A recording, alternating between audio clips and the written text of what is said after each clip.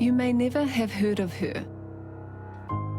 She's never led the news and there's been no police press conferences. But it's been 3 years since Leonie Emery disappeared. And her whānau are desperate for answers. Tell me what it's like not knowing what's happened to your daughter. Sad, really. I'm gonna cry. It's all right. For the Emery whānau, the search for Leonie has never ended. Her disappearance haunts her mum. What do you think, Melanena? I think she's dead. Leonie was a mother of 5 children and a much-loved daughter and big sister. The past few years have been particularly harrowing for Leonie's mother Marlena and her younger sister Anna. What was she like growing up? Smart, helpful, cheeky as. She had a lot of friends. How's it been for Mum? I know it's been hard on her and hard on my siblings too. Yeah. All Marlena has now are memories, including Leonie's final ever visit with her boyfriend. When did you last see Leonie? 2018? 2018, January the 2nd. Tell me about that day. Tell me about the last time you saw her. Because she turned up at our house that day. They were going to Hamilton to see some friends. I think it was for drugs. She told me that also that they could have a job in Mount Maunganui because he was working for a towing company. She was happy that she could have got that job. She was looking forward to it. She was looking forward to it. Before she vanished, Leonie Emery's life wasn't without challenges. The death of her infant daughter in 2009 had hit her hard. The spiral of grief and despair that followed led Leonie to a prison sentence. I don't think she ever got over losing her firstborn, Jasmine. Just started hitting the alcohol, drugs. But Marlena insists Leonie would never have just up and left her 5 tamariki. She was a good mum, loved her children. How long's it been? It's been 3 years. Thinking maybe she's been kept captive or gone bush, but I've never known her not to keep in touch with her children. We now know that while Leonie Emery's final ever Facebook post was on January the 3rd, 2018, she was still alive at the end of that month. The police told the hui Leonie was dropped off in Papakura by her tow truck driver boyfriend in early January. She then went on to Huntly, north of Hamilton, and then moved on to Ngaruawahia. But then the trail goes cold. By the end of January, Leonie Emery was gone.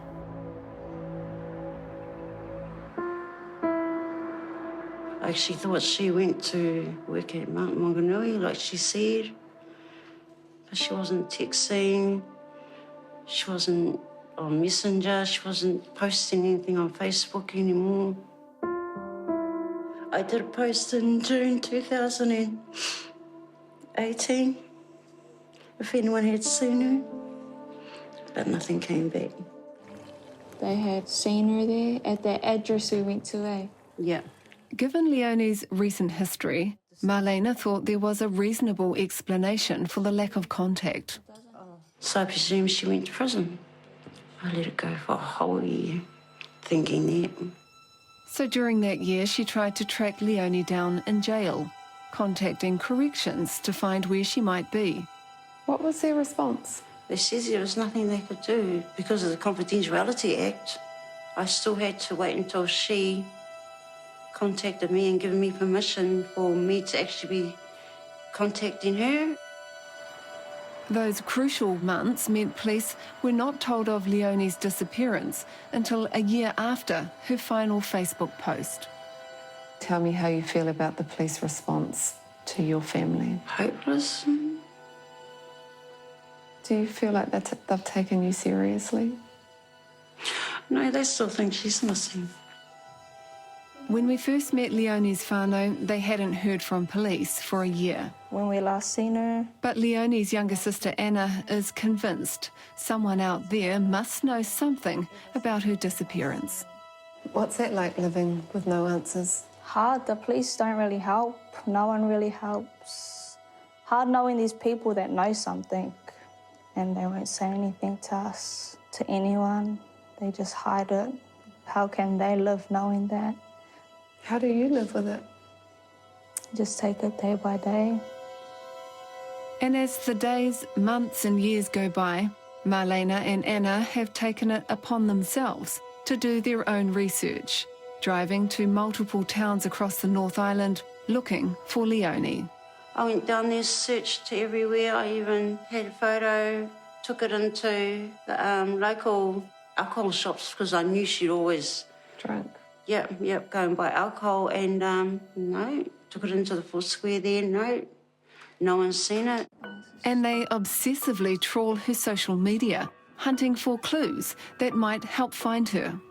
If you look at this, she was living in Kingseat. They've spent hundreds of hours trying to track down people on Facebook, chasing up leads, but only finding dead ends. Remember when you said that guy said that she picked up his car? So you already say that you feel like she's passed on, but what is your gut instinct about what's happened to her? I have a fair idea. I have a fair idea what's happened. Somebody knows something, but they just can't say anything, I suppose, because they may be under threat or which normally happens. Would you like that person to just quietly tell you where she is so she can come home? Yes, I would. If she's dead, let me know where she is. She needs to be put to rest. For my sake and her kids' sake. I'm sorry. It's all right. After the break, 3 years with no answers and seemingly little progress, police front up to talk about Leonie's disappearance. What's your response to her claims that she hasn't been well looked after by police? It's obviously something we do take incredibly seriously, and we want her to be assured that we are committed to finding out what's happened to Leonie. Melanena Emery is a sick woman. She has debilitating emphysema and wants to live long enough to find out what's happened to her daughter. Leonie Emery went missing in January 2018, and her whānau fear the worst.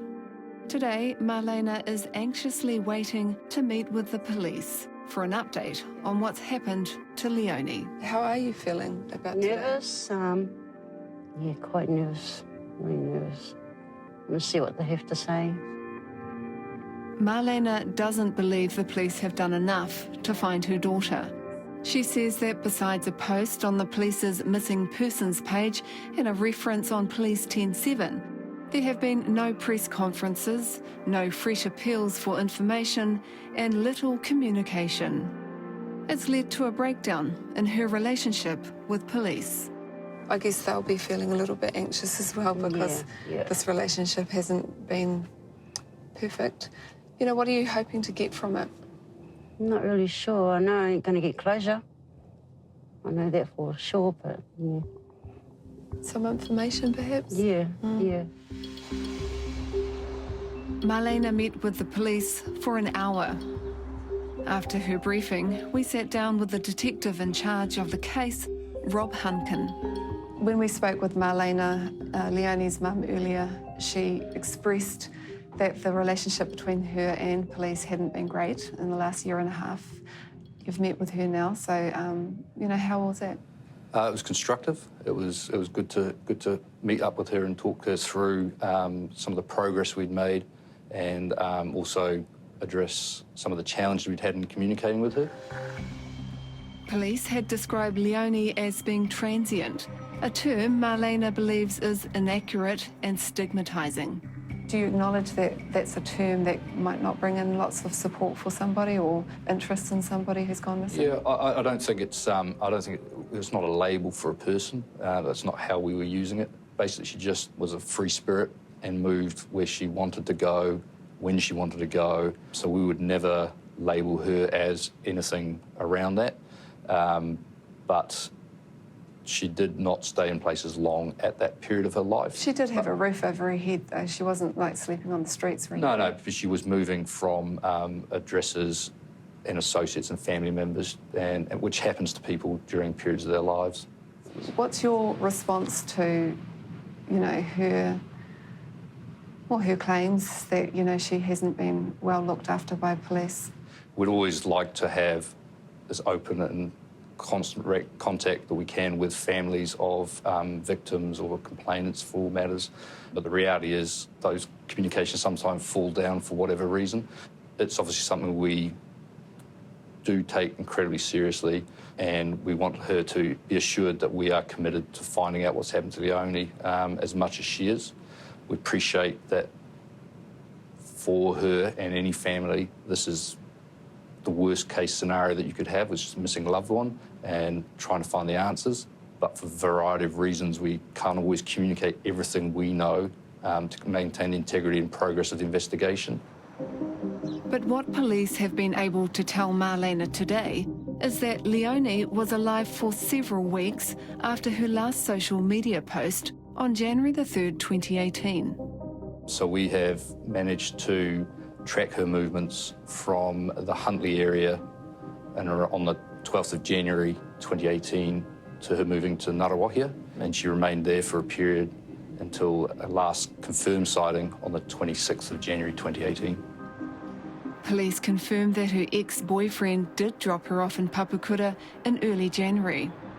So she's dropped off in Papakura and then she's made her way to Yes. Ngaruawahia. Yes, that's the reconstruction at the moment. Alone? Well, that's one of the questions we'd like to answer, is so she has managed to travel from the Huntley area to Ngaruawahia, and one of the questions I'd like to answer is how she got there, what was her method of travel. At this stage, police don't believe drugs are a factor in her disappearance. There is information that she was a user of drugs, but it's not a thrust of our investigation at the moment. So you're asking the public or anyone from that area to come forward if they know anything around those dates? Yes, that's the appeal that we'd like to make at the moment, is that she find out how she travelled from the Huntley area to Ngaruawahia. Who was she staying with? Where was she staying? What was she up to? People she was interacting with, and then obviously the possibility that she's left Ngaruawahia post 26th of January. So if there is anyone out there that in 2018 was around Ngaruawahia or Huntley during that January, what are you asking them to think about? We would ask them to see if they recognise Leonie, and if they interacted with her or knew anything about that, to actually come forward and speak to us. That was okay, yeah. For Melanena, today's meeting has brought her some relief. She now knows the police have not given up on trying to find Leonie. So now we've got a new location and some later dates. What do you want to tell the public, anyone who's out there who might have seen her or talked to her or seen her in trouble or anything like that? If they could get in touch with the police or get in touch with me, it would be great if they do, yeah. Yeah. Because every information helps. Yeah. After this meeting today, do you feel like the detective heard you?